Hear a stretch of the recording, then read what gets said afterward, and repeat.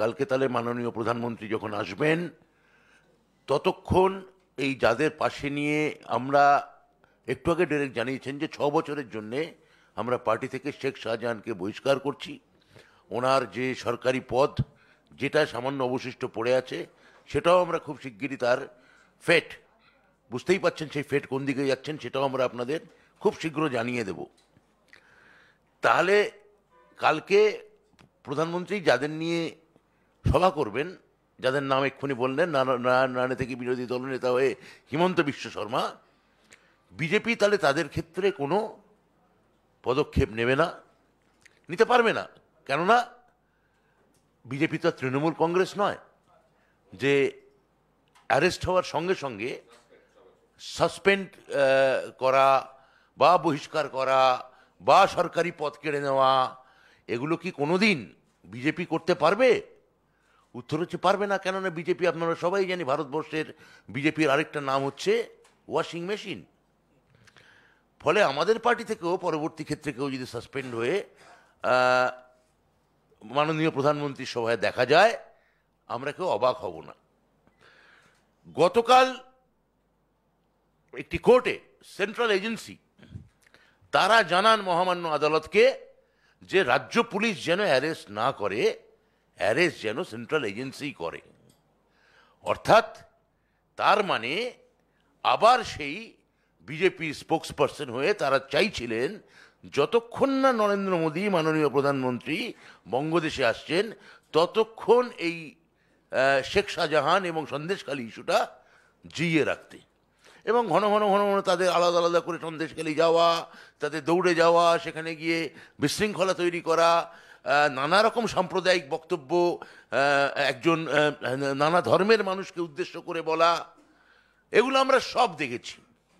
কিন্তু প্রমাণিত হলো গত রবিবার আমাদের সর্বভারতীয় সাধারণ সম্পাদক শ্রী অভিষেক বন্দ্যোপাধ্যায় যেটা বলেছিলেন যে পুলিশ তো অ্যারেস্ট করতেই পারে, কিন্তু মহামান্য আদালতের যে রক্ষা কবচ আছে, যে স্টে আছে, সেই স্টেটা যদি উঠে যায় তাহলে সঙ্গে সঙ্গেই অ্যারেস্ট করা সম্ভব।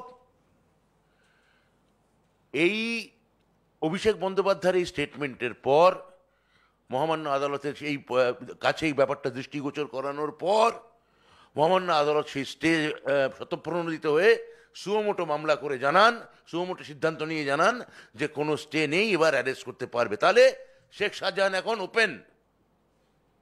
কার জন্য ওপেন? সিবিআইয়ের জন্য ওপেন, ইডির জন্য ওপেন এবং রাজ্য পুলিশের জন্য ওপেন।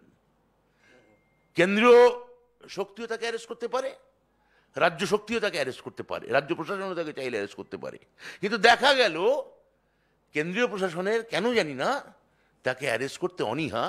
গতকাল মহামান্য আদালতের কাছে গিয়ে তারা বললেন যে অ্যারেস্ট করলে আমরাই করব, তার জন্য কিছু সময় দিন। কেন?